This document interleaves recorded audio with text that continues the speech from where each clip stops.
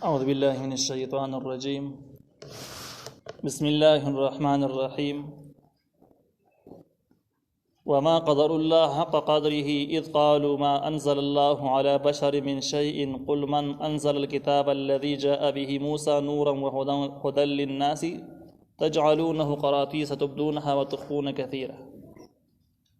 وعلمتم ما لم تعلموا أنتم ولا آباؤكم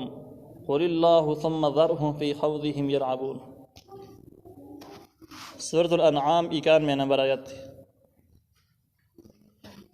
وما قدر الله حق قدره، او دی قدر ونکو دا اللہ تعالی حق قدر سره. دی 91 نمبر آیات کی د هغه خلکو د پاره رټنې ذکر کیږي چې کوم د قرآن نه مخاړي او د قرآن منکرین دي. نو دې د منکرین دلته کې د منکرین د پاره رټل ذکر کیږي. قدر چې کوم دی نو قدر تعظیم ته ویل کیږي، پیژنګلو ته ویل کیږي، احترام ته ویل کیږي. نو الله دیو د الله تعالی قدر ونکو، د الله تعالی تعظیم یې ونکو، الله یې ونه پیژاندو په حق قدر سره، یعنی په حق په پوره تعظیم سره او په پوره پیژنګلو سره. اذ قالوا بحق واقع چې دوی ویل ما انزل الله چې نه نظر کړي الله تعالی علی بشر په هیڅ یو انسان باندې من شيء ایس شي، یعنی داسې دعوی وکړه چې الله تعالی د وسه پورې سو پیغمبر کړي نه دی، هیڅ چاته هم څه کتاب نازل کړي نه دی. د دې قول د دې وینا والا خلک څوک؟ یو قول پکې دا د مکی مشرکان، او د مکی مشرکان چې هغه د آسماني کتابونو قائل نه و. خدا قول مضبوط قول نه دی. کوم چې مشهور قول له هغه دا د دې قول وینا د دې وینا والا کسان د يهوديان، او په يهودو کې دا لوی عالم زین روایت دا هم ذکر کړی دی چې دا کس چې کله راغی د نبی عليه السلام سره بحثونه مناظرې کولې چې ته پیغمبر نه یې. نبی عليه السلام ته ویل چې زه امي یم، لیکل وصل نشم کولای، زم هغه خبرې کوم چې کوم الله تعالی ما ته ویل چې دا وایي، زه خبرې کوم. د ویل د خبرې ز قائل نیم، دا تاسو خبرې خې تا خبرې وي. نبی عليه السلام تعالی تعالی وحی وکړه، د وحی بس ذریعہ باندې نبی عليه السلام ورته ویل چې تاسو په تورات کې دسي دي چې ان الله لا يحب حبر السمين، چې د الله تعالی سور عالم ډیر بدی شي دای نه خوخيږي. ځکه چې کوم سړی عالم دی الله تعالی یره اخرت پیژني، د قیامت سختي ورته معلومي، د الله تعالی معرفت ته معلومي، خپل ذمہواری ته معلومي، هغه دومره غټیږي او سربیږي نه. نو چې دا سورب شوی دا باغی د آخرت یری بده باندې غفلت غالبي، د خپل ذمہواری نه پیژني، ځکه دا غټ شوی. نبی علیہ السلام ته اساس په تورات کې دا مسله نشته چې ان الله لا يحب حبر السمين، الله تعالی سورب عالم بدیش. او دې کس غټه خېټه و تکړه پکړه سړی ډېر غټ شي. نو دې ټیم کې دا کس په غوسه کې راغی او بس سوچه انکار یو چې بس الله تعالی د اسمان یو کتاب هم د وسه پورې چاته نه نازل کړی، تورات هم بس منکر شو. ځکه په تورات کې د مذمت موجودو، ان بزت کې چې کله راغی نو د تورات هم بس منکر شو. دا وینا د یو عالم وبس، خو دې عالم شاته خلق ولاړو، هغه تایید وکړي چې او زمنګ د مشر صحیح خبره کوي، دا ټیک خبره کوي. نو په دې وجه باندې نسبت ډیرو خلکو ته وشو، او الله تعالی الفاظ هم د جمع استعمال کړو چې وما قدر الله حق قدره. دې تعظیم ونه کړه د الله تعالی پوره تعظیم،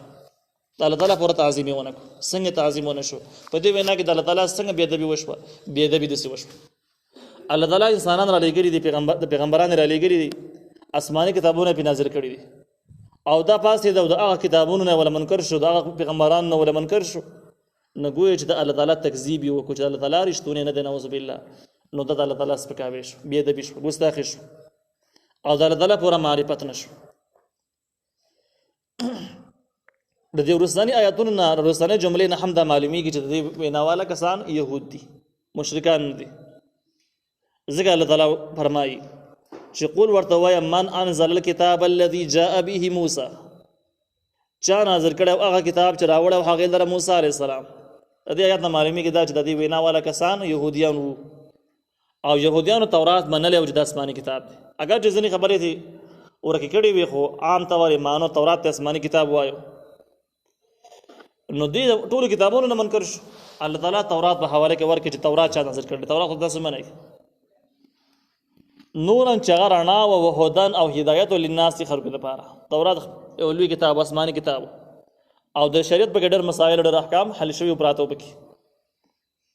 تجعلونه تاسو ګرځوئ دغه تورات لره قراطیسا ټوټې ټوټې ټوکړې ټوکړې. قراطیس جمع د قرطاس د کاغذ پاڼې ته ویل کېږي. یهودیانو داسې کار کړی و چې دا کتاب یې روغ کتاب نه و پرېښی، دی ټوټې ټوټې کړی و، ایسي ایسي کړی و. او دغه دې ایسي ایسي کولو کې د دوی فایده دا وه چې د کومې مسالې نه به کې بند کړېده نو په اسانه بند کړېدی شو. هغه پاڼه مې ته ورکه کړه، هغه به جدا کړه، او چې کومه مسله به په فایده کې وه هغه مسله به یې درښکاره کړه. نو د مسایلو د پټولو دپاره دا ټوټې ټوټې کول دا ښه طریقه وه، اسانه کار و چې مسایل ته پټ شي. په دې وجه باندې چې کله نبي علیه السلام پیغمبر شو، نبي علیه السلام د دوی په خاندان کې رانغی، بنو اسماعیلو کې وو، نو دوی ته هغه پاڼې مکملې ورکې کړې چې کومې پاڼې کې د نبي علیه السلام پوره تفصیلات موجود وو.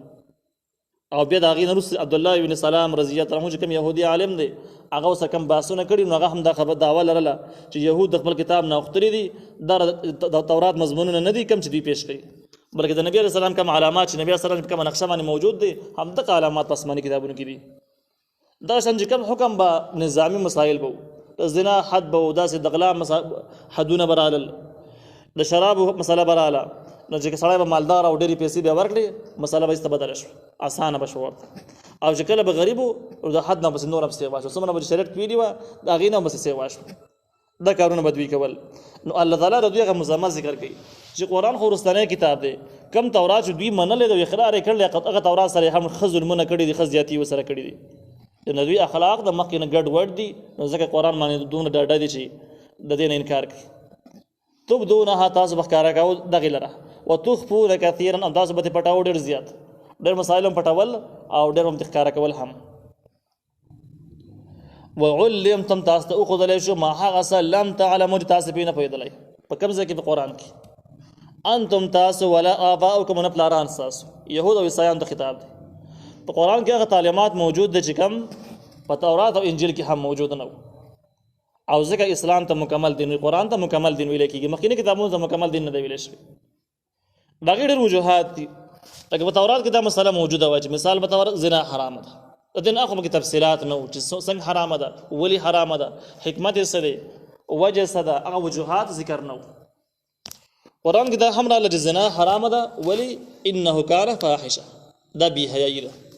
نو بېحیایي حرامه ده، نو په دې وجه زنا حرامه شوله. اوس دا څنګه دین اسلام خو مکمل دی، نو په اسلام کې دا نکته چې ون تورات کې موجوده نه وه چې زنا حرمت وجه دا ده چې دا فاحشه ده، بېحیایي ده. اوس قرآن کې ذکر شوله، نو دا خبره داسې وه چې نه یهودو ته معلومه وه نه د دوی مشرانو ته معلومه وه چې زنا حرمت وجه څه شی دی. بس دومره ورته پته وه چې الله حرام کړله څه چلو پکې پکې، خو وجه ورته معلومه نه وه چې وجه څه ده. شریعت چې کله د هغې وجه وښودله نو معلومه شوله چې څومره کارونه چې فاحشه او بېحیایي کې راځي دغه کارونه چې دی نو ټول حرام دي. نو بیا د هغې نه وروسته که فلمونه کتل شو، ټي وي شوله، دغه شان د کې نور ذرایع شو چې په کومه ذرایعو کې هم عیاشي او فحاشي راتلله، بېحیایي پکې راتلله، دغه ټول ذرایع به حرام وي. او دغه آیات نه ثابت دی چې انه کان فاحشه، فاحشه حرامه ده، دغه شیزونه هم حرام شو. نو په دې وجه موجوده کومې عیاشیانو چې دي دغه عیاشیانو حرمت معلومول آسان کار دی، ځکه چې زنا وجه موږ معلوم کړل هغه بېحیایي د وجه نه حرامه ده، دغه بېحیایي چې په کوم ځای کې هم راځي هلته به حرام وي. یا دغه شان د کې مثال په طور په مخکیني کتابونو کې دا مسله موجوده وه چې د مور او پلار بېادبي ګستاخي دا حرام دی، ناجایز دی، زیاتې دی. اوس د دې وجه نه وه معلومه چې ولې حرامه ده، خو دومره ده چې بس د مور او پلار قدر لازمي دی، دومره معلومه وه. شریعت هغې وجه، قرآن د هغې وجه ذکر کړه چې د دې قرآن د مور او پلار مخکې تاسو اوف مه وایئ، وجه دا ده چې دې سره هغوی ته تکلیف رسېږي، او تکلیف رسول چاته حرام دي، بیا مور او پلار ته خو ډېر حرام دي، په تا باندې ډېر احسانات دي خو ډېر حرام دي. نو په دې وجه باندې مور او پلار په مخکې اوف ویل هم حرام شو. وجه ذکر شو چې تکلیف ته، اوس تکلیف چې په کوم ځای کې براته و دا به حرامي. مسلمان ته تکلیف ورکول په کوم ځای کې چې په کومه طریقه باندې جوړېدو، که هغه ګاونډي وو، که هغه بل مسلمان وو، که هغه نور حیوانات وو، خو چې د کوم سړي د لاس نه ضرر جوړېږي نو دغه ضرر قطعي حرام دی. موږ ته هلته کې د قرآن د هغه نقطې نه معلومه شوه چې د مور او پلار مخکې اوف ویل وجه هم دغه تکلیف و، د هغې د وجه نه حرام شوی و. نو دغه تکلیف دغه شی چې په کوم ځای کې راځي، تکلیف چې کوم ځای کې راځي دا به حرامي. یا مثال به تر احادیثو ته راشه، حدیثو کې نبی علیه السلام قبلې ته مخ کول یا شا کول په اودس ماتې کې منع کړي دي، او وجه دا ده چې وجه دا ذکر شوې ده چې په دې کې د قبلې بېادبي راځي. اوس د قبلې بېادبي چې په کومه طریقه هم راتله هغه منع نو بذل المجهود لیکلي دي چې قبلې طرف ته لاړې تو کل خپې غځول بدې کې هم د قبلې بیا ادب شته چې شته دی نو دا هم حرام شو دا ناجایز شو وجه معلومه شوله د علت منصوصه ویل کېږي نو په دغه طریقه باندې الله تعالی یهودیان او عیسایانو ته وایي چې تاسو په هغه خبرې په دې قرآن کې ولیدلې چې نبي تاسو پیژنې نبي تاسو پلرونه نیکونه پیدل نو هم دغه نکتې وي یا د دې په شان کې نورې قل الله نو ورته وایي چې الله نازل کړي دي یعنې ته پوښتنه وکړې تورات چا نازل کړی دی نو بل جواب یې خوشته نه خامخا به دوی وایي چې الله دی خو چونکې په ضد کې راغلی نو چپ پاتې کېږي خبره نه کوي نو ته ورته ووایي چې بس الله نازل کړي دي ثم ذرهم بیا یې پرېږده فی خوضهم په مشغولتیا خپل کې یلعبون چې لوبې وکړي لعب لوبې ته وایي د دې مطلب دا دی چې خپل د اسلام او د شریعت پوره بیان دوی ته وکړه مسله ورته بیان کړه کوم اعتراضونه چې د هغې جوابونه ورله وکړه د هغې نه بعد د تر دې ذمهوار نه چې د مسلمانان شي نه دي مسلمانېږي بس ته خپله ذمهواري سر ته ورسوه او په دې خپل ځای باندې پرېږده نور په خپل ټیم نه خرابوه نو ثم ذرهم په حوضهم یلعبون کې دغه ته اشاره ده چې اخوه نور ذمهوار ته نه وي نور په خپل وخت مه خرابوه ستا ذمهوار کم حده پورې ده دومره حده پورې ده چې بس شرعي صحیح مسله ورته بیان کړه وهذا كتاب انزلناه مبارك مصدق الذي بين يديه ولتنذر القرى ومن حولها دی آیات کی ترغیب ذکر کی قرآن طرف ته چې قرآن څنګه کتاب دی مخکې تورات صفتونه ذکر شو اوس د هغې نه وروسته د قرآن اعلی صفتونه ذکر کیږي نو دا هم ترغیب دی قرآن ته او هم د یهودیانو د هغې سوال جواب دی چې هغې ویل په هېڅ یو انسان باندې اوسه پورې کتاب نه دی نازل شوی نو جواب دې ذکر کې دا یو جواب یو مخکې تیر شو بل دا د هذا کتاب انزل الله مبارک دا قرآن الله تعالی پر بنده باندې نازل کړی دی او تاسو یې نه منئ او دلیل دا دی چې قرآن که فرض کړه ځان نه جوړولی کېدی د انسان د وسې خبره وي نو تاسو کې لیکل لوستل کولی شئ اهل کتاب یئ شاعران تاسو کې شته نور ماهرین تاسو کې موجود دي د زبان نو تاسو را جمع کېدی نه شئ ته یو آیات او د یو صورت مقابله هم د وسه پورې ونه کړله چې دا پیریان ځان سره ملګري کې بیا هم نه شئ کولی او چې مقابله نه کېږي انسان یې نشي پیش کولی دا دلیل دې خبرې ته معجزه د الله تعالی طرف نه امر دی نو د دې ځکه نه معلومه شوه چې قرآن موجود دی مستقله معجزه ده تاسې مقابله وسه پورې ونه کړله مقابله نه کول دلیل دې خبرې و چې آسماني کتاب دی د انساني کتاب نه دی او بیا هم تاسو دعوا کړې ده چې په هېڅ انسان باندې کتاب نازل شوی نه دی نو وهذا کتاب کې دویم دلیل د یهودیانو شو د هغوی د اعتراض جواب شو او دویم ترغیب د قرآن ته چې قرآن څنګه کتاب دی نو چې کله د قرآن اهمیت معلوم شي د هغې نه بعد د دې زده کولو او عملي کولو دپاره به د انسان شوق پیدا شي چې کله کتاب ته پیژنې نه چې څنګه کتاب دی نو بیا د زده کولو شوق هم نه او د عملي کولو شوق هم نه لکه ډېر مسلمانان شته دی قرآن سره هېڅ غام نشته دی چې دا د دې تلاوت پکار دی د دې علم پکار دی د دې عمل پکار دی هېڅ غم یې په سر نشته دی اکثري خلک داسې دی نو ترغیب هم دغه ته ویل کېږي ترغیب په یو شخص کې مینه پیدا کولو ته ویل کېږي الله وهذا کتاب دا قرآن کتاب دی انزلناه چې موږ نازل کړی دی انزلناه کې په خپله معنی د دوی لویوالی معلوم شو چې الله لوی دی نو کتاب به خامخا لوی مبارکون برکتی دی برکت دی ته ویل کېږي چې څیز لږي کار پې ډېر کېږي دا برکت په مقابل کې سپیرواله استعمالیږي سپیرواله دې ته وایي چې شی به ښه ډېر خو کار ضرورتونه پې نه پوره کېږي قرآن داسې کتاب دی چې دا به که ته لږ ووایې او لږ عمل پې وکړي نه هم پیدا به ښه ډېر شی راوځي د خپل حساب نه به ډېر راوځي مخکې تاسو ویلي ده چې د رمضان نه علاوه چې تاسو تلاوت کوئ نو په یو حرف باندې 10 نیکۍ میلاویږي پکار ده چې په یو حرف باندې 1 نیکۍ میلاو شوې خو دا 9 نیکۍ د برکت یو نیکۍ حق او دا 9 پکې برکت شو دغه نه علاوه په کوم ځای کې چې تلاوت کېږي هلته کې اطمینان او سکون د خلکو وي په رزق کې برکت وي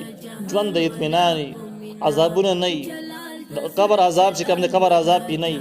آخرت زندګي پې جوړېږي جنت پې ګټلی کېږي دا ټولې خبرې چې راجمع کړي او کوم انسان چې د علم حاصل کړي د قرآن زده کړي دغه ته الله تعالی پر دنیا کې هم ډېر اعزاز او عزت ورکوي دا ټولې چې راجمع کړي نو دا یقیني خبره ده چې قرآن د برکت والا کتاب دی مصدق الذي تصدیق کوونکی د هغه څه دی بین یدیه چې مخکې د دې نه وو قرآن نه چې کوم مخکې کتابونه تر شوي د هغې د مضمونونو تصدیق قرآن کې موجود دی ولتنذر القرى او دې دپاره چې ته ویرې اصل د کلو والا چې کوم دی اصل د کلو دا مکه ده په اتفاق د مفسرینو باندې د مکی والا خلق اول سر کې ویری اولنی مخاطبین د قران د مکی والا دي مکه ته ام القرى وای د کلو اصل وته ویل کیږي خپل معنا مور ده د کلو مور خو په معنا د اصل سره هم راځي نو به معنا د اصل د کلو مکه ته د کلو اصل ولې ویل کیږي یو وجه دا ده چې مکه معظمه د دین او د دنیا په دواړو کې د ټول دنیا مرکز دی حج عمره د پاره د ټول دنیا نه خلق مکه معظمه ته راځي دا شان تجارتي لحاظ باندې هم مکه لوی مرکز دی او یو روایت پکې دا هم دی چې کله الله تعالی دنیا جوړول او دنیا د وبونه جوړه کړل د وبونه چې کله دنیا جوړېدل په اول سر کې مکه معظمه جوړه شو دا هم مفسرین نقل کړی دي دغه دوه اعتبارونو په وجه باندې مکه ته ام القرى د کلو اثر ویل کیږي نو دا د دې معنی دا شو چې په اول د قران اولنی مخاطبین د مکی خلق دي د مکی د خلق چې مکه په خپل باندې کلو اصل له اول دغه خلق ویرول شي دریم خبر به علماء دا هم ذکر کړی دی چې ټول دنیا خلق چې کله موږ کوي نو د قبله د پاره مکه کې خانقاه ګرځي نو د ټول خلکو د پاره د قبله په اعتبار سره هم مکه اصل شو بنیاد شو ومن حوله هغه چې ته چاپیر د مکی نه دي مکی نه ته چاپیر په دوه مرحله کې عرب خلک یعنی باقی عرب هم د الله د عذاب نه ویری او په دین او شریعت باندې برابر کی او د چا ویری د حوله حاره مراد ټول دنیا مراد ان بیا معنا دا چې د مکی نوروز مکی والا نوروز سره ټول دنیا د مشرق او د مغرب شمال او د جنوب ټول خلک چې د الله د عذاب نه ویری د دوه اقوالو کې تضاد نشته ځکه د قران اولنی مخاطبین د مکی خلک په دوه مرحله کې عرب خلک او په درې مرحله کې د مخاطبین ټول دنیا انسانانو پیریان والذین یؤمنون بالآخرة او هغه کسان چې ایمان لري په آخرت باندې یؤمنون به ایمان لري په قرآن باندې وهم علی صلاتهم یحافظون او دې په خپل منځونو باندې پابندي کوونکي دا اوس د بل مسله ذکر شو مسله دا ده چې کوم خلک د قرآن منکر دا ولي منکر دي منکر دي وجه معلومه نو وجه دا ده چې کوم کسان چې په آخرت مني د آخرت د عذابونو سختۍ ورته معلومې دي د دې یقین شته هغه دلایل د وګم دي قرآن ته وګ دي تورات انجیل هر کتاب باندې هغه ایمان راوړي ځکه د آخرت غم ورسره سره دي او د کتابونو چې کوم انکار کوي د شرعي احکامونو چې انکار کوي د آسماني کتابونو چې انکار پکې راځي د دې بنیادی وجه دار د خلک آخرت نه مني د آخرت سختۍ ورته معلومې نه دي دا غي قائل نه دي نو بده وجه پول ډاډه نو شرعي احکام مخالفت کول نعملی کول ملنډ کول دا یو عام غب شپ کاری د دنیا عام رواج تخکاری یعنی دې د موبایل نه خبر نه دي ځکه اخرت پیژنې نو په دې کې اشاره شوه دې مسالې د يهوديانو اخرت یې کړې اخرت په صحیح معنی کې پیژندل هم نه او یقیني هم نشته نو ذکر تورات هم دشمنان شو باقي معنی هم نه خري وکړي اوس د قران نه انکار کوي او بیا به کې د سیموي چې هیڅ چا باندې کتاب نازل شوی نه دی د ټول ډاډه کېدلو باقي کېدلو بنیادی وجه دا چې دا خلک د آخرت پورا قائل نو دا کوم خلک چې قران مني د دې علامات دوه علامات دي ذکر کړي په آخرت باندې به کله کې مانی وهم علی صلاتهم یحافظون د خپل منځونو په پابند چې آخرت معنا د موږ پابند د قران تمام احکام چې موږ دې نه کوي په وخت موږ قائل نو نیک او عمل کوي نه آخرت یې را پکې نه و نو دا سره د قران د احکام هیڅ خیال هم نه ساتي اوس ته کوم سره چې کوم سره محبت ساتي او دیندار دې معلومول غواړي لنډه طریقه شوه موږ د اندازې ولګو د موږ سره ول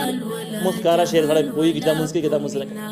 د موږ سره پام کوي سمره نه کوي د منار سره پويږي هر کس د خپل محلي کس معلومیږي او دوی مې د آخرت باره کې او ته پوسټ د آخرت څه شی دی قیامت څه شی دی